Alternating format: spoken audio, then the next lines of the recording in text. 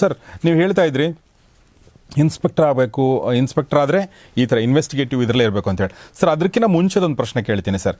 ನಿಮ್ಮ ಬಾಲ್ಯ, ನಿಮ್ಮ ಎಜುಕೇಷನ್ನು ಇನ್ಸ್ಪೆಕ್ಟರ್ ಆಗಬೇಕಂತ ಅನಿಸಿದ್ದು ಯಾಕೆ? ಅದ್ರ ಬಗ್ಗೆ ಒಂದು ಸ್ವಲ್ಪ ಹೇಳ್ಬೋದಾ ಸರ್? ನಾನು ನಮ್ಮ ಊರಿನಲ್ಲೇ ಪ್ರಾಥಮಿಕ ಶಾಲೆಯಲ್ಲಿದ್ದು ಅಲ್ಲೇ ಮಿಡ್ಲ್ ಸ್ಕೂಲ್ ಓದಿ ಅಲ್ಲೇ 2 ಕಡೆ ನಾನು ಕಾಲೇಜ್ ಓದಿದೆ. ಅಂದರೆ ಬೇರೆ ಬೇರೆ ಕಡೆ, ಒಂದು ಕಡೆ ಶಿಡ್ಲಘಟ್ಟ, ಒಂದು ಕಡೆ ಒಂದು ವರ್ಷ ಮಳವಳ್ಳಿನಲ್ಲಿ. ಆಮೇಲೆ ಡಿಗ್ರಿಗೆ ಕನಕಪುರಕ್ಕೆ ಬಂದಾದ್ಮೇಲೆ ಡಿಗ್ರಿ ಪಾಸ್ ಡಿಗ್ರಿ ಓದ್ತಾ ಇರುವಂಥ ಸಮಯದಲ್ಲಿ ನಮಗೆ ಈ ಪ್ರೊಫೆಸರ್ ನಂಜುಂಡಸ್ವಾಮಿ ಅವ್ರ ಪ್ರಭಾವ ನಮ್ಮ ಮೇಲೆ ಅವಾಗ ನಮ್ಮ ಬ್ರದರು ಸಹ ಎಸ್ ಕೆ ಜಯರಾಮ್ ಅಂತೇಳಿ ಪ್ರಾಕ್ಟೀಸ್ ಮಾಡ್ತಾರೆ ಅಡ್ವೊಕೇಟ್ ಆಗಿ. ಅವರು ಅದರಲ್ಲಿ ತೊಡಗಿಸ್ಕೊಳ್ಳೋಕೆ ಶುರು ಮಾಡಿದ್ರು. ಅವಾಗ ನಾನು ಅದಕ್ಕೆ ಯಾಕೋ ರೈತ ಸಂಘ ಮಾಡಬೇಕು, ನಾನು ಅದರಲ್ಲಿ ತೊಡಗಿಸ್ಕೋಬೇಕು ಅನ್ನುವಂಥದ್ದು ಮಾಡ್ತಾ ಇದ್ದೆ. ಅವಾಗ ಅವ್ರದ್ದು ಎಲ್ಲೆಲ್ಲಿ ಮೀಟಿಂಗ್ಸ್ಗಳಿದ್ದಾವೆ ರಾಜ್ಯದಲ್ಲಿ ಎಲ್ಲ ಕಡೆ ಹೋಗ್ತಾ ಇದ್ವಿ. ಆಮೇಲೆ ಅವ್ರದ್ದು ಚಳುವಳಿಗಳಾಗ್ತಾ ಇತ್ತಲ್ಲ, ಅಲ್ಲೆಲ್ಲ ಹೋಗ್ತಾ ಇದ್ವಿ.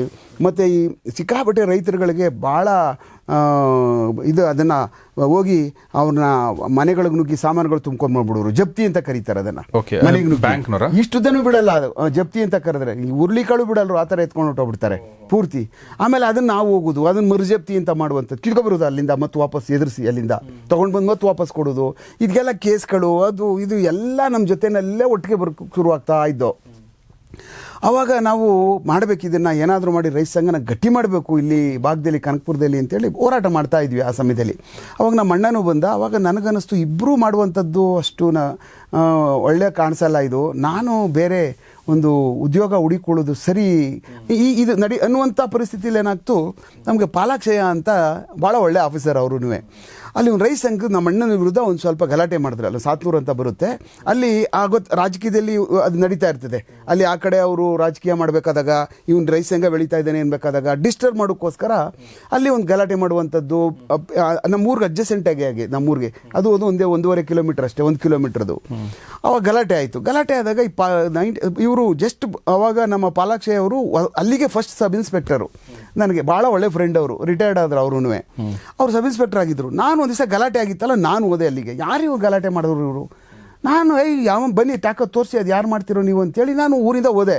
ಏನು ಗಾಂಚಲಿ ಮಾಡ್ತೀರಾ ನೀವು, ಬನ್ನಿ ನೀವು ಅಂತ ನಿಂತ್ಕೊಂಡು ಅಲ್ಲಿ ಒಂದು ಸ್ವಲ್ಪ ಅದು ಇದು ಇದೆಲ್ಲ ಗಲಾಟೆ ಅದು ಇದು ಸಣ್ಣ ಪುಟ್ಟ ಎಲ್ಲ ಆಯಿತು. ಅದಕ್ಕೆ ಕರ್ಕೊಂಡು ಬಂದಾಗ ನಾನು ಕೇಳಿದೆ, ಏನು ಸರ್ ಇದು ಈ ಥರ ಹಿಂಗೆ ಗಲಾಟೆ ಮಾಡೋದು, ಹಿಂಗೆ ಬೈದು, ಅಲ್ಲಿಂದ ನಾವೇನೋ ರೈತ ಸಂಘದ ಕೆಲಸ ಮಾಡ್ಕೊಂಡು ಬರ್ತಾ ಇರ್ಬೇಕಾದ್ರೆ ಹೊಡಿದು ಇದೆಲ್ಲ ಮಾಡ್ತಾರಲ್ಲ, ಹೆಂಗೆ ಸರ್ ಇದು ಕತೆ? ನಮ್ಮ ಕೆಲಸ ನಾವು ಮಾಡಬಾರ್ದು. ಅದೇ ಸ್ಟ್ರೈಕ್ಗೆ ಕಾಲ್ ಮಾಡಿದ್ದಾರೆ, ನಾವು ರಸ್ತೆ ರೋಕೋ ಮಾಡಿ ಅಂದರೆ ಮಾಡ್ತಾ ಇದ್ದೀವಿ ನಾವು. ಅದರಲ್ಲೇ ಅಂತ ಅರೆಸ್ಟ್ ಮಾಡೋಂಗಿದ್ರೆ ಮಾಡಿ, ನಾವೇನು ಬೇಡ ಅನ್ನೋದಿಲ್ವಲ್ಲ. ಇದು ನಡೀತಾ ಇತ್ತು. ಒಳಗಡೆ ನೋಡಿ, ನೀನು ಬಲೆ ಗಾಂಚಲಿ ಇದೆಯಾ ನೀನು, ಹೊಡೆದ್ಬಿಟ್ರು.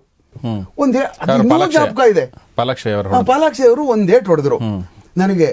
ಅರೆ ನಾನು ಯೋಚನೆ ಮಾಡಿಕೊಂಡೆ, ಇದಕ್ಕೊಂದು ಇಷ್ಟೊಂದು ಪವರ್ ಇದೆಯಾ ಈ ಪೊಲೀಸ್ಗೆ, ಹೊಡೆಯುವಷ್ಟು ಪವರ್ ಇದೆಯಾ ಅಂತ ಗೊತ್ತಾಗಿದೆ. ಯಾಕೆಂದರೆ ನಮ್ಮ ಪೊಲೀಸ್ಗೆ ಸಂಪರ್ಕನೇ ಇರಲಿಲ್ಲ ಜೀವನದಲ್ಲಿ ನನಗೆ.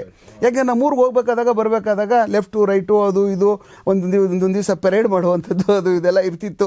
ಅದನ್ನು ಮಾತ್ರ ನೋಡ್ತಾ ಇದ್ವಿ ಹೊರತು ಈ ಹೊಡೆಯುವಂಥದ್ದು ಇದೆಯಾ ಪೊಲೀಸ್ಗೆ? ಯಾಕೆಂದ್ರೆ ನಾವು ಕೇಳೂ ಇಲ್ಲ ನೋಡೂ ಇಲ್ವಲ್ಲ ಅದೆಲ್ಲ. ಯಾಕೆಂದರೆ ಬೆಂಗಳೂರು ಇಷ್ಟಾದರೂ ಬರ್ತಾನೆ ಇರಲಿಲ್ಲ ನಾವು. ಅವಾಗ ಯಾವುದೋ ಮಾಧ್ಯಮಗಳು ಸಾರಿ ಇರಲಿಲ್ಲ, ನಾವು ಪೇಪರ್ ಏನು ಬರ್ತಿರ್ಲಿಲ್ಲ ಅಲ್ಲಿಗೆ, ಯಾವ ಟಿ ವಿನೂ ಇರ್ತಿರ್ಲಿಲ್ಲ. ನಮ್ಮದೇ ಆದಂಥ ಅಲ್ಲೊಂಥರ ಕಾವೇರಿ ಪಕ್ಕದ ಹೊಳೆ ಪಕ್ಕದ ಕಿಂಗ್ಡಮ್ ಆಗೋಗ್ಬಿಟ್ಟಿತ್ತು ಅಲ್ಲಿ. ಹೀಗಾಗಿ ಅವತ್ತು ಹೌದಾ ಇದಕ್ಕೆ ಇಷ್ಟೊಂದು ಪವರ್ ಇದೆಯಾ?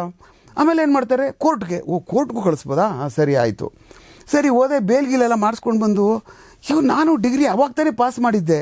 ಇವ್ರು ನೋಡಿದೆ, ಡಿಗ್ರಿ ಪಾಸ್ ಮಾಡಿದ್ರೆ ಪೊಲೀಸ್ ಆಗಬೇಕು. ನಾನು ಪೊಲೀಸಿಗೆ ಸೇರೋಕ್ಕೆ ಪಾಲಾಕ್ಷಯ ಅವರೇ ಕಾರಣ. ಇವತ್ತು ನೋಡ್ತಾರೆ ಪ್ರೋಗ್ರಾಮ್, ಅವರಪ್ಪ ನಂಗೆ ಫೋನ್ ಮಾಡ್ತಾರೆ ಅವರು. ನಾನು ಹೇಳೋಣ ಅಂತ ಹಲವಾರು ಬಾರಿ ಅಂದ್ಕೊಂಡಿದ್ದೆ ಅವ್ರಿಗೆ. ಬಟ್ ಅವರು ಪುಸ್ತಕ ಎಲ್ಲ ಬರೆಯುವಂಥದ್ದೆಲ್ಲ ಭಾಳ ಅವ್ರಿಗೆ ಹಾಬಿ ಇದೆ. ಅವರೂ is A very good writer ಅವರು. ಅದಾದಮೇಲೆ ನನಗೆ ಒಂದು ಏಟು ನಿಮಗೆ ಅದೊಂದೇ ಏಟು